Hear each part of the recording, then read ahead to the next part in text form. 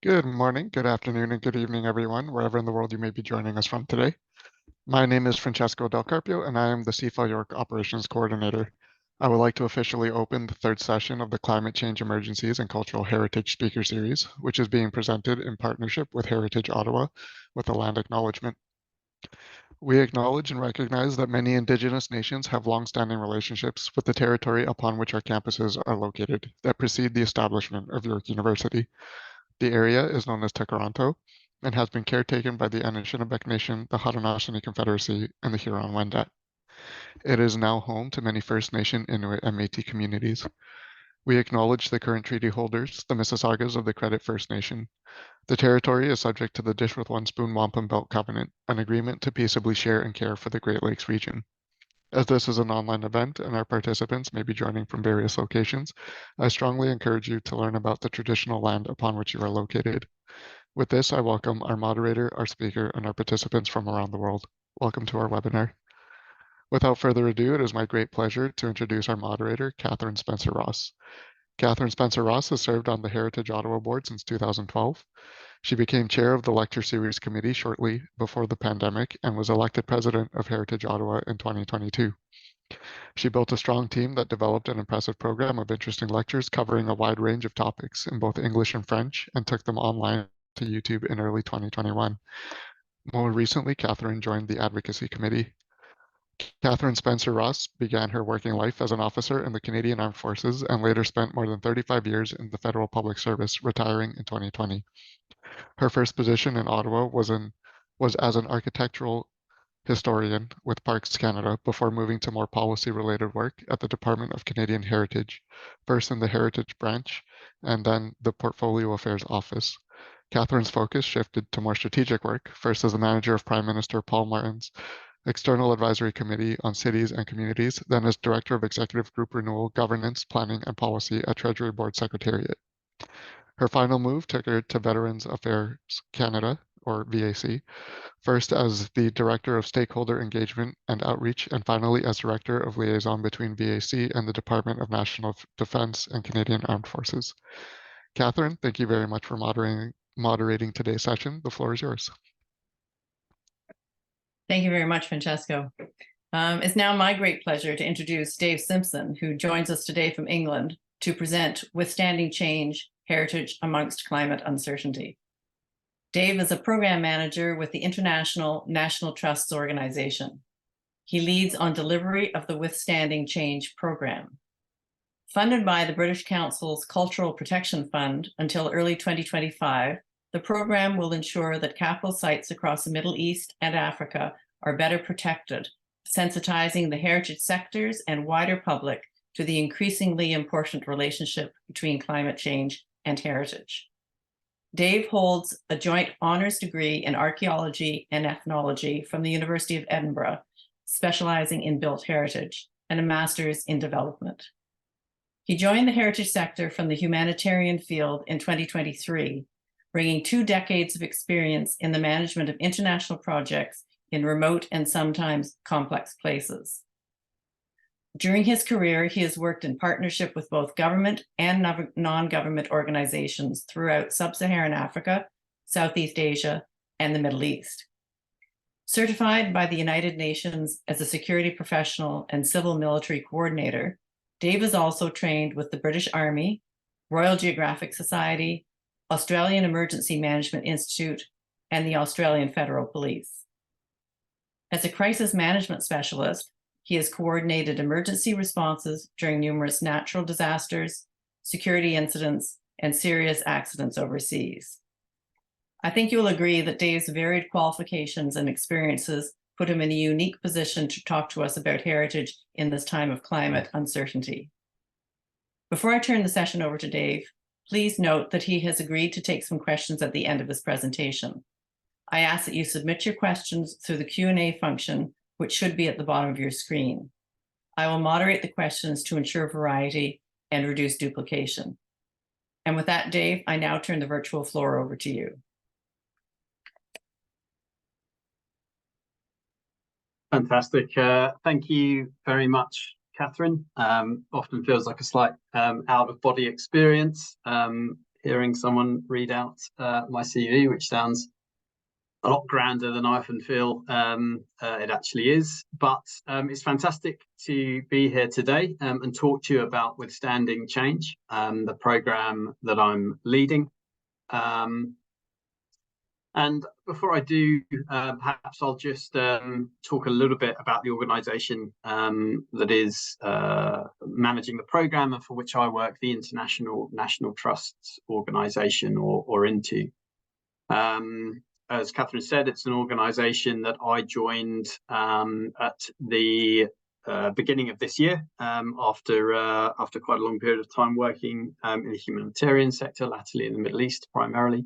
But currently INTO has organisations all over the world with about 99 members across 5 continents, as you can see here. Those organisations looking after a variety of both built and natural heritage sites. Really INTO is about the exchanging of ideas. One of the things that we'll come back to in this presentation is that climate change is obviously a fundamentally transboundary issue. And it's one that I think requires transboundary thinking and collaboration, and that's certainly an area in which INTO comes into its own. And really, this idea of bringing on organisations in the model of the National Trust of England, Wales and Northern Ireland is at the heart of the way in which INTO operates and carries that out through, as it says there, both long-term programmes and shorter-term projects.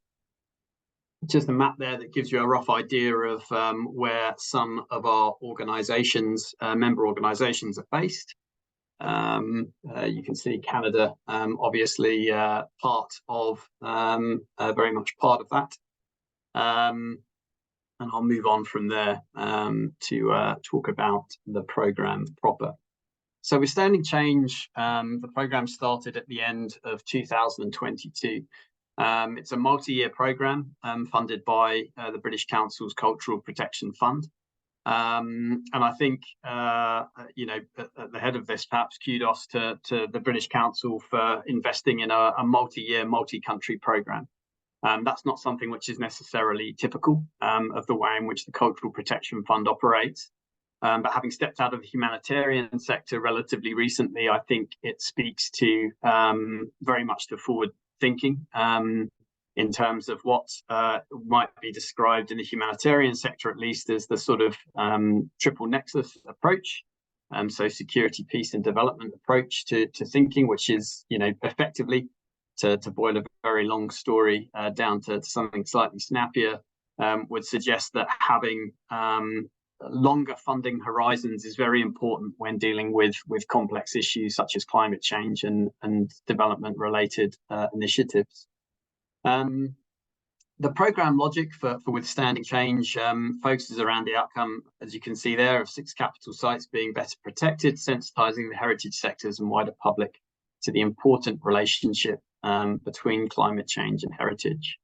But the way in which really that's operationalized is boiled down into 3 separate streams. The first is a series of capital work interventions across the sites or selected sites in the countries in which we're operating. A programme of community engagement in and around those sites, and I come back to talk a bit about the importance of, I suppose, the social currency, you might call it, of the sites in which we're working. And also the presentation of a exhibition at each site, which will describe the impact of climate change on those sites, and also hope to raise, I guess, awareness around the issue of climate change more broadly and how it's affecting the sites about which we hope the communities surrounding our places care very deeply. A bit of a timeline of key events. As I said that the programme was funded from the end of 2022, and that then went into a period of about 5 or 6 months of recruitment and scoping, bringing on board myself and my team, who I'll introduce shortly, starting around about March of this year. In April, we had what we describe as a study visit, where we actually were able to bring representatives from each of the partner organisations with which we're working to the UK to visit a number of sites from the portfolio of the National Trust of England, Wales and Northern Ireland. I'm sure most of you, if not all of you, are familiar with the National Trust of England, Wales and Northern Ireland. It's a huge member organisation here in the UK, about 5.5 million members, operating the sites in its portfolio with a team of about 50,000 volunteers and 10,000 full-time paid staff.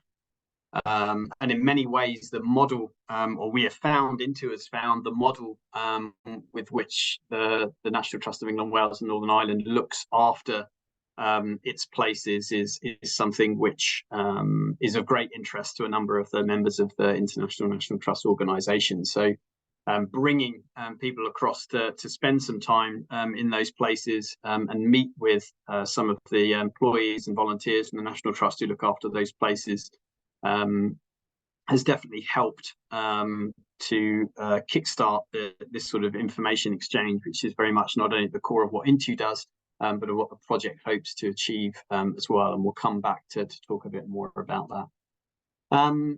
Really, you know, the study visit aside, the early focus for me and for the team has been around refining the sort of project management elements of what we do. I'm not going to focus too much on those. I will come back to talk about them briefly towards the end. And really from the middle of the year onwards now, we're starting to really gather pace with the capital works interventions at each of the sites, which I'm going to introduce you to very shortly, as well as the activities that are taking place around sort of community engagement behind those. And inevitably, when working in some of the complex places in which we're working, a good deal of problem solving along the way as well. And I'll endeavour to share some of those problems in the spirit of shared learning. So the project team, really, there's three of us that are sort of at the core of it. There's myself as the programme manager. There's Dr. Catherine Shingler, who looks after things from the National Trust side, and then there's Jackie Seeley, who works closely with me as the programme officer. And the people that we're working in partnership with are of course in many ways probably the most important people, more so than us who are operating the spreadsheets at the back of it from the UK and occasionally internationally. So you can see here the sort of 6 organisations with which we're working. We've got the Egyptian Heritage Rescue Foundation in Egypt, Heritage Watch Ethiopia, working out of Addis, Egyptian Heritage Rescue Foundation working out of Cairo, the Petra National Trust working out of Amman in Jordan, where I was living for the last 3 years until 2023 of this year. The Cross Cultural Foundation of Uganda, based out of Kampala, and the Zanzibar Stonetown Heritage Society, who are based from Stonetown, the island of Zanzibar, part of Tanzania. And the 6th site, in essence, or the 6th organisation, is the National Trust of England, Wales and Northern Ireland. And we're operating essentially what we're calling a twinning programme through the Withstanding Change project, which is seeing selected sites from across England, Wales and Northern Ireland being joined up with the sites in each of the 5 countries in the Middle East and Africa that we've outlined there. If you're wondering why I keep using the slightly long-winded moniker of National Trust of England, Wales and Northern Ireland, it's because, again, as I'm sure you may be aware, the National Trust for Scotland is a separate entity. So I can't just refer to necessarily the National Trust, because there are national trusts all over the world, not just in the UK. But also, yeah, those are separate organisations in terms of the setup here. So I'll keep using the England, Wales and Northern Ireland slightly long-winded moniker in the interests of accuracy. So moving on to perhaps the more interesting part of the presentation, which is the sites themselves. So the first one that I'll introduce you to is Beit al-Razaz, which is in historic Cairo in Egypt. So this is a 15th century Mamluk palace located in historic Cairo.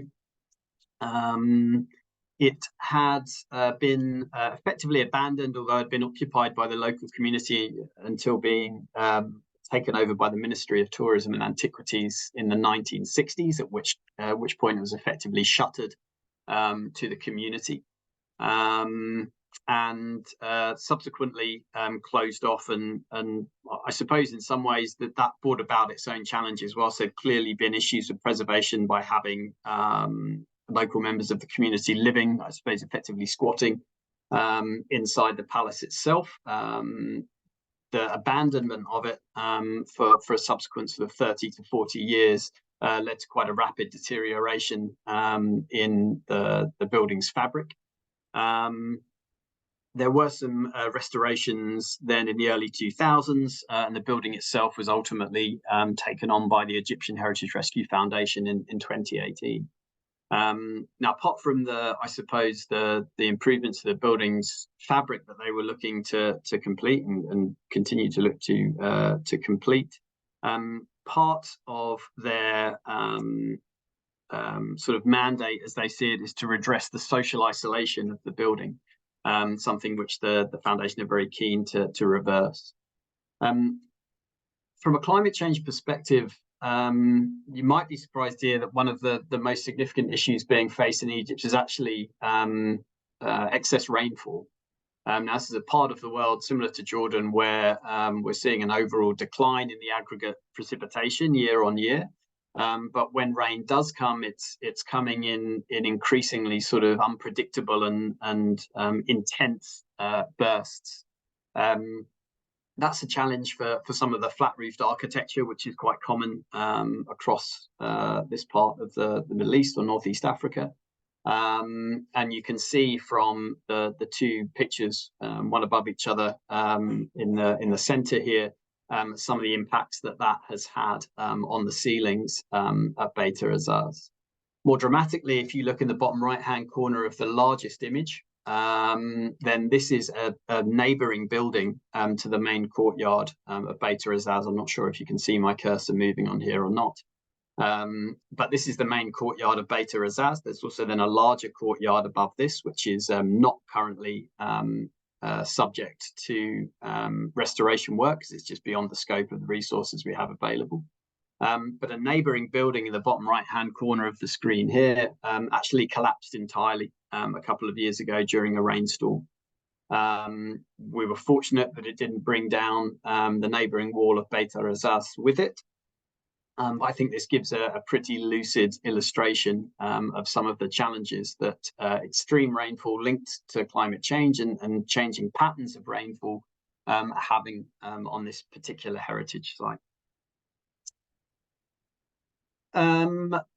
Moving on to the site which we're working in Addis Ababa. This is a Tsegerida being Amharic for rose, so rose garden or Tsegerida garden that is part of the grounds of the former residence of Crown Prince Asfawassen. It's now part of the University of Addis Ababa, but these sort of long neglected formal gardens previously formed part of the imperial palaces of the Selassie dynasty prior to their deposition. And the organization Heritage Watch, they're really looking to restore these gardens as a means of engaging students around the university and the wider community with gardening, I suppose, as a access point to discussions around climate change. There's a bit of a theme across a number of our sites in sub-Saharan Africa, where there's a feeling that with increased urbanization, the idea of members of the community being involved in gardening initiatives is something which is on the decline, and that in turn is maybe distancing people from a closer relationship with or awareness of their environment and the ways in which the climate may be changing and affecting it. So once again here, I suppose we've got a combination of factors being social neglect or abandonment, but also excessive rainfall. You can see a recent photo in the center bottom here of flash flooding at the site. And this, is quite common to, again, what we're seeing is these more unpredictable and intense bursts of precipitation, which are causing flash flooding around the site. The success story, if you like, to that picture is that through some of the research that Heritage Watch had done, they planted flood-resistant species. So the vast majority of the plants here, even though they look to be inundated, actually survived. And Lemma, who you can see in the top left-hand corner here, who's one of the sort of chief gardeners, also positioned his plant nursery on higher ground so that it was unaffected by that flooding. So we are seeing some sort of early, I'm not sure you can call flooding of any kind of win, but we're seeing some early positives in terms of some of the interventions. I'm not able to immediately, because the way I'm presenting, I'm not able to immediately see sort of questions or hands raised. I'm seeing there's a few things coming in there, but I'll leave Catherine, if there's anything that I need to address as I go, I'll leave her to flag that to me. Otherwise, we'll just hold any queries. Please do keep hold of them. I'm going to leave plenty of time for people to ask questions at the end. Moving on to the third site, we're moving up back up into the Middle East and Jordan, and the recently nominated, actually, or confirmed UNESCO World Heritage site of As-Salt, just to the northwest of Amman, the capital of Jordan. Beit al-Jabir, or Beit al-Khadr, as it's sometimes also known. Al-Khadr was the historical family that owned the site, but Beit al-Jabir is the more commonly used name now.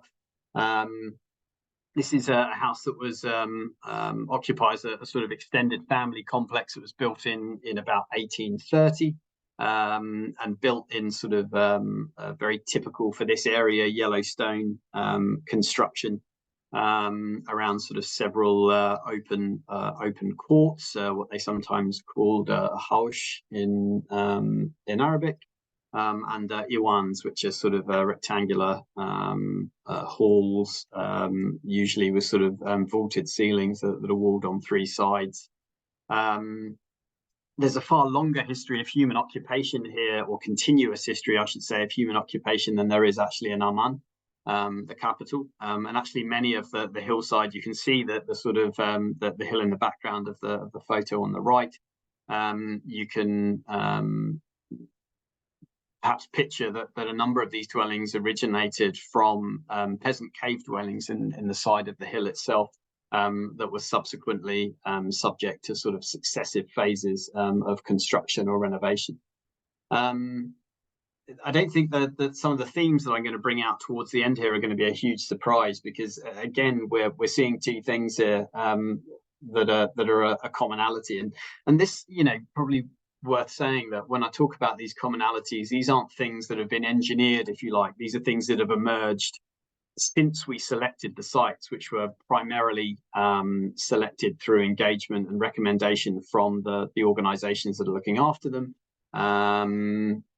And their sort of historical and cultural significance. So these themes, the project's not been designed to highlight these themes specifically, namely sort of social abandonment and then sort of the effects of climate change. But this is something, again, that we're going to see here. Now, the image in the center and to the right are taken more recently, following that site's clearance, but you can see in the image on the far left, as you look at the screen, the extent to which this site had been essentially had become a dumping ground for the local community.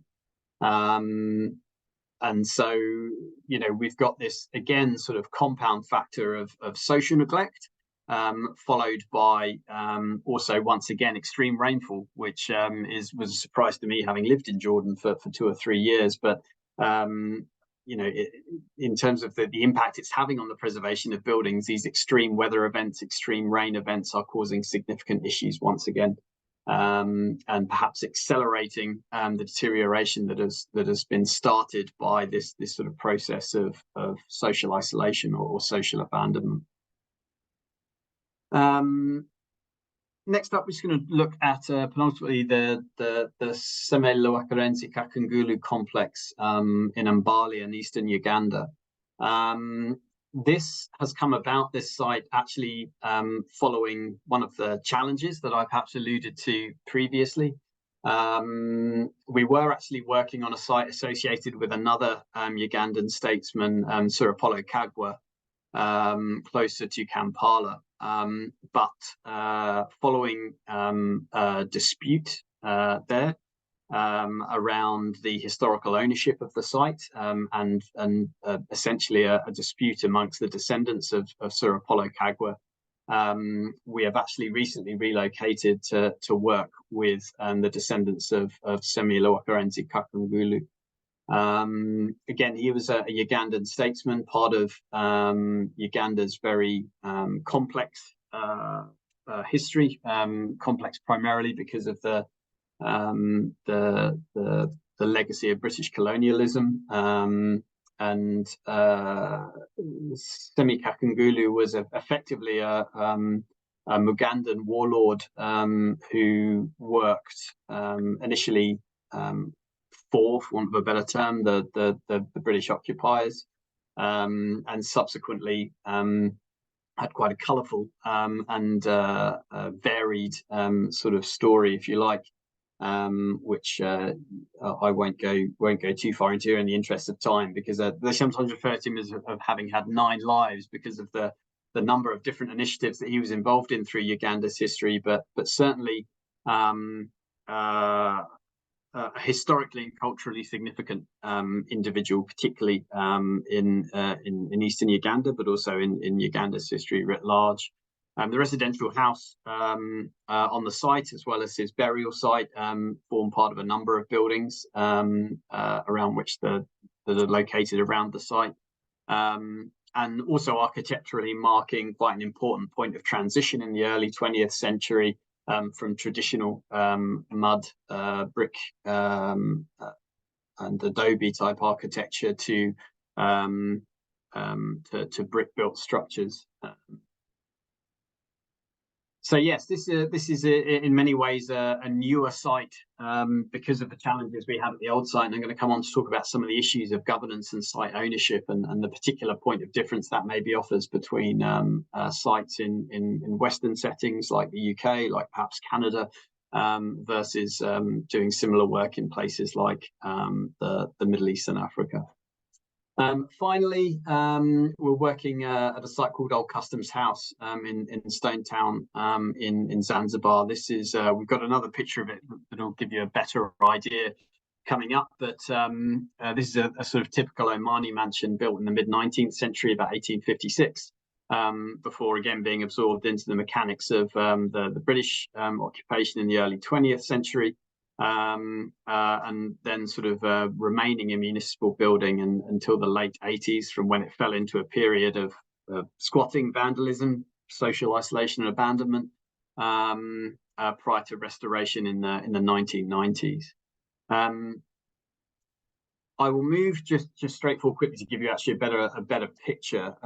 So this is actually in the top right hand corner here. Ignore the text on the slide for now, I'll come back to it, but just the image in the top right hand corner with my slightly conspicuous yellow arrow pointing to it. This is Old Customs House. So you can see this is right on the waterfront, the Forodani seafront in Stone Town in Zanzibar. And so subject to significant sort of erosion pressures from increased storm activity, cyclone activity, and also increased sort of wave and wind activity, meaning that the sort of ingress of salt water and associated corrosion is causing quite significant issues there. This is also a site where we're currently subject to a few challenges with ownership. So although the Zanzibar Stone Town Heritage Society have an agreement with the local authorities who own the building, there's an ongoing engagement with the authorities there around the possibility that it may have the lease cancelled and passed to a hotelier for redevelopment, which is something which has happened to a number of sites in and around Stone Town. sort of engagement with the local authorities around that to try and safeguard the site for future cultural usage is something which is ongoing. And probably a good time to say, indeed, with a lot of this, I would appreciate a degree of sort of, I suppose, Chatham House rules around some of the problems that I'll be as transparent as I can be with, because I think it's important for us from a learning perspective. But yes, that's very much a live situation in terms of our engagement with the authorities in Staintown, who have been, very positive in their engagement with us to date. Certainly a good demonstration once again of some of the challenges we face. Moving on to this slide proper, and I suppose the sixth site or selection of sites in essence, which is the role of the National Trust of England, Wales and Northern Ireland in this, which is really about creating linkages between some of the sites around England, Wales and Northern Ireland and our overseas partners, with a particular focus on shared learning around adapting to the effects of climate change. There are going to be, I suppose, interpretation. There will be interpretation both in the UK and at each of the sites that will talk about the sort of respective twinned locations. And each twinning partnership essentially has a different, as it says here, thematic focus. So you can see in the bottom right-hand corner here some of the buildings owned by the Trust around the Lynn Peninsula in northern Wales. It doesn't take a huge amount of imagination to understand that there might be some shared challenges in terms of increased storm activity, saltwater ingress, storm surges and extreme weather events for the guardians of Old Customs House and for the National Trust in providing stewardship for some of the places you can see in the bottom right there. Our partners at Heritage Watch and the Rose Garden are working with two sites, Mottisfont and Hinton Ampner in the UK. Hinton Ampner, for example, houses the UK's historic collection of roses. So obviously some opportunities there for idea exchange. We have flooding, inundation, and the management of large sites being a focus between Egyptian Heritage Rescue Foundation and the Blickling Estate. The Blickling Estate is a large Jacobean manor in the sort of east of England, and they've had significant issues with flooding and also the related impact on effectively the stability of the building superstructure as a whole and foundational movement that's being caused by the sort of effects of water on the building's foundations. Similar focus on flash flooding between our site at Stour Head and the Cross-Cultural Foundation of Uganda. The positioning of the new site, the Semikakungulu site in the foothills of Mount Elgon, leaves it particularly exposed to the effects of climate change. And then looking more on the community engagement side, Mount Stewart in Northern Ireland and the Petra National Trust in Jordan are looking at sort of climate education programs with a particular focus on youth engagement and that sort of 16 to 18 demographic. That's just a couple of snapshots from the study visits that took place to the UK in April, May of this year, and the opportunity for National Trust England, Wales, Northern Ireland colleagues and colleagues from across the Middle East and Africa to come together and share solutions and thinking around climate change. So a few emerging themes that I wanted to sort of highlight, and again, some of them aren't going to be a huge surprise to you from what I've presented so far, but I hope this won't be huge news to the people that like to be on this call, but climate change and the extremes of weather that it's bringing are very much real and very much affecting significantly heritage sites all over the globe in different ways. It's a fundamentally transboundary issue, as I said at the beginning of the presentation, and it's one that requires transboundary collaboration and thinking to really have any chance, I think, of us being able to find and identify sustainable solutions.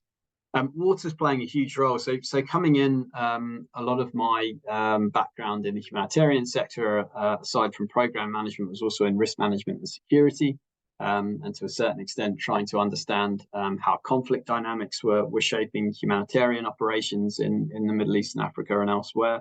And my, I guess, primary feeling around water was the concern around it being a driver of water scarcity, being a driver of conflict, particularly in the Middle East, but also along the Nile as well.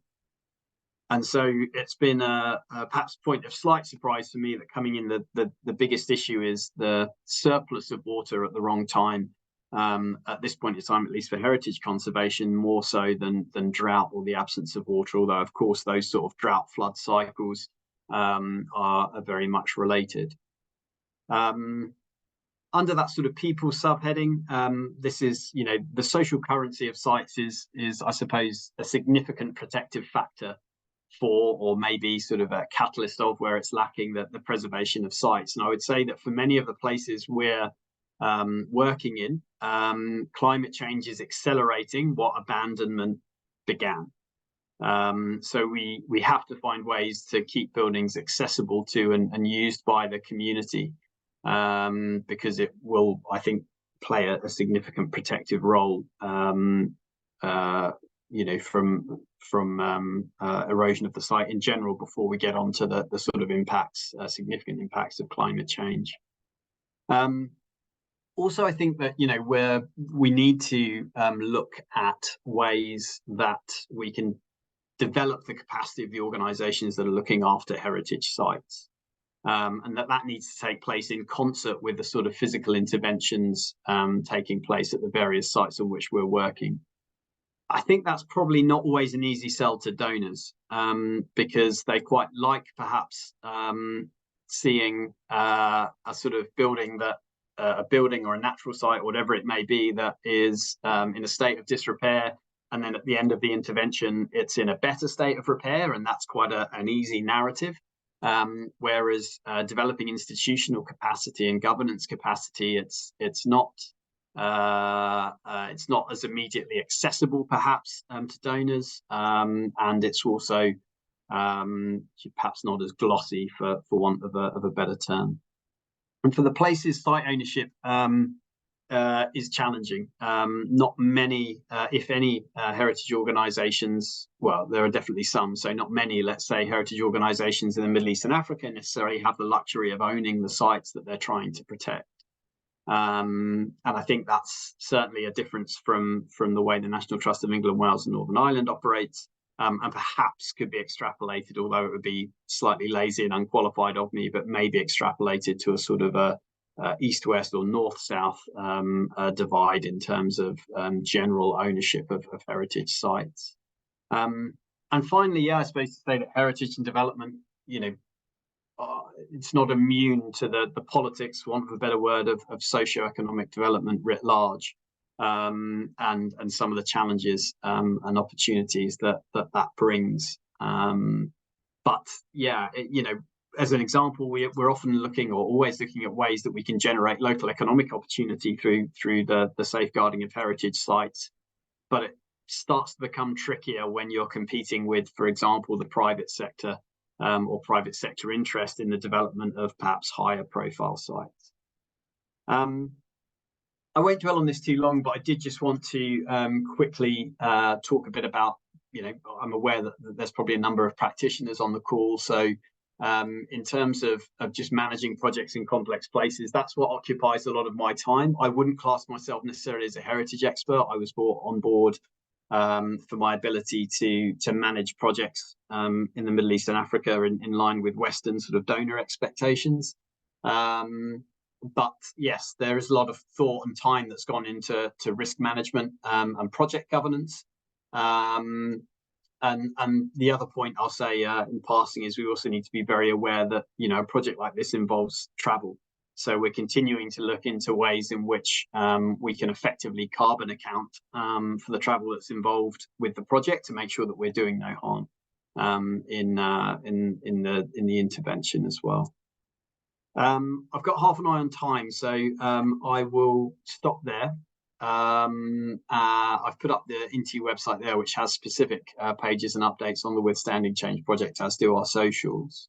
But I will stop screen sharing at this point, so that I can hopefully have a better idea, with Catherine's help, of some of the chats and questions that might be coming in. All right. Thank you, Dave. That was quite a presentation. I was particularly struck with what is perhaps a motherhood statement, that climate change is something that needs to be dealt with across boundaries. So I'm before we get to some of the questions, I'm going to take the moderator's prerogative and ask a question of my own. How do you square, particularly with donors, the issue of a macro issue like climate change with working on climate issues? And, you know, again, like you, I'm struck with the amount of water in that part of the world. That you're working on local projects and trying to, I guess, stabilize and prepare the sites for future inundations of water, whatever the case is going to be. But how do you square that with donors who know, presumably particularly if they're Western donors, they know that you can put as much money into these things as possible, but we can't control, much as we'd like to, the bigger complex issue of climate change? Yeah, it's a good question. It's probably the $64 million question, but I mean, I would say this is why community engagement is critical. You know, there's no sustainability to any of these interventions unless we're engaging the community that have ownership of these sites and are being empowered to have ownership of the sites. Not necessarily in a legal, rational sense, but in feeling that these are sites that they can access and they can be part of. And I think really what the program's looking to do is create opportunities for people to both engage with their heritage in areas where perhaps it's been there have been barriers put in place for various reasons, either intentionally or inadvertently, to engage with their heritage, but then using that as a springboard to conversations about climate change and that it's happening. And you know, I think if you can generate an interest in, or a greater interest in and care for specific heritage sites, then the theory at least is that you can generate, we hope, an interest and an intent to want to protect them from the realities of climate change. And you know, we don't really often need to explain to local communities that climate change is real, because they're seeing it. You know, it's more about understanding perhaps the linguistic framework for talking about climate change, rather than using more sort of westernized sort of scientific language around it. But yeah, I think that the quick answer, which isn't, you know, a perfect answer, but I think, you know, it speaks perhaps to the criticality and the centrality of community engagement, rather than just fixing things from a sort of engineering perspective. I don't know if that answers your question aptly or not. It does. Please do come back. That's good. So there are some questions coming in. I invite people on the call to use the Q&A function to send in your questions, and as time permits, I will ask Dave if he can respond to them. So one has come in asking specifically about the dispute in Bali. Were you involved, or was this the sort of thing that the local communities sort of pushed you towards going to a second site because the first one wasn't going to work out? We were involved at arm's length. So the first site wasn't in Mbali's. Mbali's where we've moved to. The first site, essentially, we needed to be in sort of, I guess, aware of what was happening, but also where, you know, the Cross-Cultural Foundation of Uganda are absolute experts in dealing with issues around cultural heritage management. So it wasn't really my place to try and involve myself, because I think would have detracted from that process, you know, more so than we would have necessarily helped it. Where we can sort of assist with things like that is in, you know, perhaps providing, as we have in Zanzibar, providing sort of maybe a letter signed by significant people from around the continent by leveraging our network.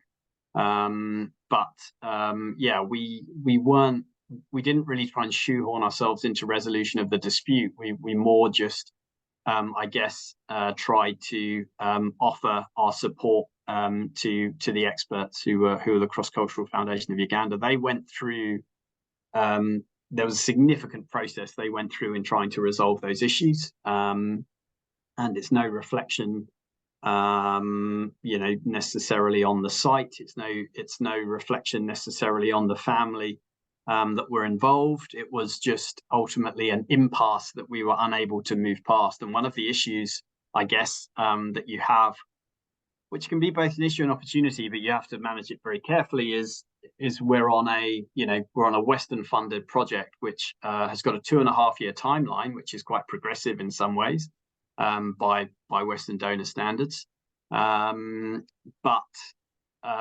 it does create limitations. You know, we can't sit indefinitely on a family impasse. We can't lean too heavily in trying to resolve that, because that would be inappropriate. So yeah, I guess the issue with that is that you do create slightly artificial timelines for resolving things. But I think in this instance we were at quite a significant impasse, and I don't know that extra time was going to help. On the flip side, you know, sometimes having a degree of impetus driven by a deadline can be helpful in pushing things forward. And certainly, you know, sometimes it can be helpful to inject a bit of additional impetus, but always, you know, again, reflecting that there are sometimes fundamental differences between the timeline of operating a Western funded project with perhaps Western expectations around project management, and some of the sort of different perceptions of time that can exist in different places. All right, thank you.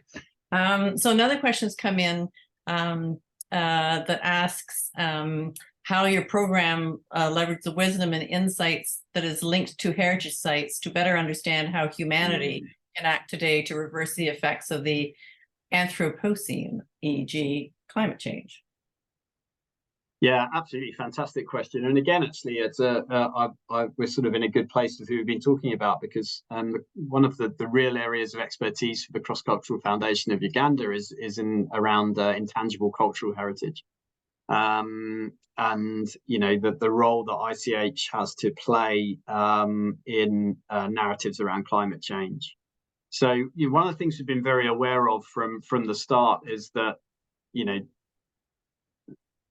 linking an incredibly well-resourced heritage organisation like the National Trust of England, Wales and Northern Ireland with sites that are in lower resource settings, the one thing that we had to be very careful to avoid was a patronising sort of relationship between higher resource heritage organisations and lower resource.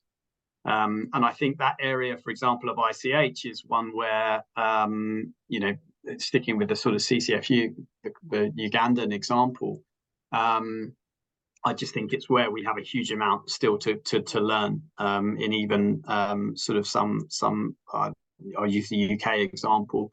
Yeah, I think it's an example of a place where we can learn a great deal. So one of the things this project is very much keen to do is make sure that there is a true exchange of knowledge, not a feeling that this is about a very sort of well-resourced organisation in the shape of National Trust of England, Wales and Northern Ireland looking to, you know, tell an organisation in Ethiopia how to manage its heritage, because that's absurd. What's more interesting and what's more pertinent is thinking of the ways in which we can learn from you know, how heritage is being managed in Uganda and Ethiopia, wherever it may be, and and again create a platform for a sort of true exchange of learning. And I think intangible cultural heritage is one area where I think we have still quite a lot to learn. It is my impression in the UK sector, not to say that we aren't learning it. So again, not sure if that answers the question directly or not, but do feel free to shoot back in the chat if there's an angle that I've not quite covered off. Excellent, thank you. The next question actually goes back to the question of water. And the question is, what do you think has more impact, the shortage of water or abundance of water caused by climate change, which is exactly the scenario that you painted at the beginning of your presentation? Yeah, it's again, and the slight surprise to me has been that abundance of water seems to be the biggest issue for the sites that we're working with in terms of the impact as of today on particularly the physical fabric of the site. Water inundation is the problem. But again, I mean, we can't divorce heritage conservation from what's happening in the region writ large, and there's a looming catastrophe, particularly in the Levant, with countries that are going to run out of water. Jordan is one of the most water insecure countries on earth, and that trend is not being reversed. And these things are, although it seems counterintuitive, I'm very aware that there's probably climate scientists on this call who are going to be shaking in their seats at my inability to do justice to explaining this properly, but they are of course linked. Having an inundation of water, is as much of a problem as not having enough in some ways, because you can't capture it properly. It causes topsoil erosion. It causes all sorts of issues. So, I mean, writ large, I think, particularly in the Middle East, to me, looking at it from a humanitarian perspective, I think over the next 20 to 30 years, lack of water is going to be one of the single biggest problems, particularly across Jordan, Iraq, Syria, Israel, and the occupied Palestinian territories. That part of the world, Egypt, with the damming of the Nile, potentially in Ethiopia. I think that sort of region of Northeast Africa and Levant, lack of potable water is going to be one of the single biggest humanitarian issues that we face. But in terms of a project like this, where we're looking at a 2.5-year time span of protecting physical and natural sites, it's actually flooding that's the issue, not a lack of water, which was certainly counterintuitive for me coming into it. So I think that we can probably fit in 2 more questions if we're rather quick about it, but I wanted to continue on that theme a little bit. When you talk about water as being a humanitarian issue, or lack of water being a humanitarian issue, and the water inundation being a heritage issue, and knowing all the troubles in the world, and particularly in the Middle East and Africa at the moment, how do you stack those issues against heritage conservation issues? Yes. Well, good question. I mean, they're not, at the end of the day, they're not mutually exclusive. There's an organization that we work with, whose I guess their byline is I think it's something along the lines, and I'll probably misquote it, but when you've done saving lives, save what gives life meaning. I think the things that saving heritage and having effective humanitarian interventions shouldn't be seen as one or the other. I think we need to obviously look at both. I mean, it's a complex area. Humanitarian interventions are hugely underfunded, as are and in other ways overfunded. How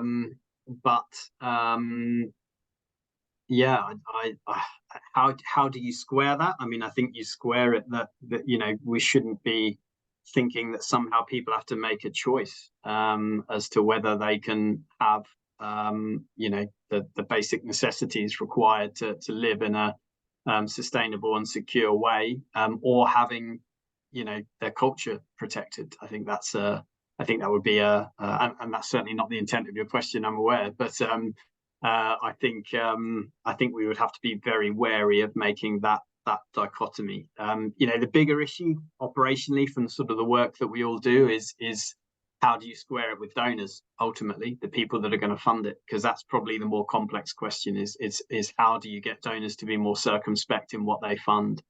But climate change is obviously a huge overlapping circle on the Venn diagram, if you like, if there is such a thing, linking both the humanitarian side of things and the cultural heritage side. And increasingly, organisations are looking at the sort of interaction between the two. Climate change will be a driver for conflict, almost certainly. And if heritage becomes a springboard for people becoming more aware of and engaged in climate change mitigation and adaptation, then maybe there are ways of seeing whether cultural heritage can play a positive role in sort of mitigating some of the humanitarian issues that are out there. There are people that are starting to look at that academically, I think, but I think to say that there's a proven concrete link at this point in time, I'm not aware that anyone's put something indisputable forward, but I think certainly that thinking is starting to emerge more and more. All right, and I'm going to try and slip one quick question in, if you can give a quick answer. Are there any solid recommendations that the projects that you've mentioned to suggest how they can, the sites themselves can withstand the impacts of climate change in the long run? Yeah, I think so. I mean, in some ways, like a lot of the interventions can be pretty simple. We're talking about water capture technology, improving drainage, looking at waste to resource opportunities. I think the bar in some ways has been quite low in terms of the attention and investment that's been given to adaptation initiatives, mainly because of resource availability. So yeah, look, I'm confident that certainly the sites that we're working with are going to be far better placed ultimately to deal with what's coming and what's happening as we speak. And although they may seem small, like some of the small stories we've told, for example, with the flooding in Ethiopia there, perhaps speak to that. I'm not going to say that this program is a stick in the sand for stopping quote unquote the effects of climate change, but I think we're definitely having a positive impact, and I think we've got to sometimes look for the small victories to keep ourselves sane, I would suggest. That's fantastic. And with that, I am going to thank Dave for an excellent presentation, and it certainly raised some very exciting questions. And it's clear that your link to the humanitarian world has had an impact on your thinking. And I think it broadens the rest of our horizon. So thank you very much for that. And I think I will turn it back to, is it Francesco is going to close out the event? Or Dr. Asghari?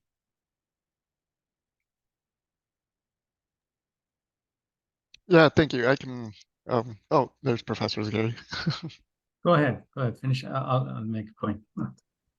Okay, thanks. So yeah, I just wanted to thank you, Dave, for that great presentation. Thank you, Catherine, for moderating and for going through the questions that were asked. And of course, thank you to everybody who has attended and for participating and for taking the time to be here with us today. Just very quickly, I would like to share my screen to show the next session. So as most of you may know, this is a bi-weekly speaker series. So the next session will be in 2 weeks.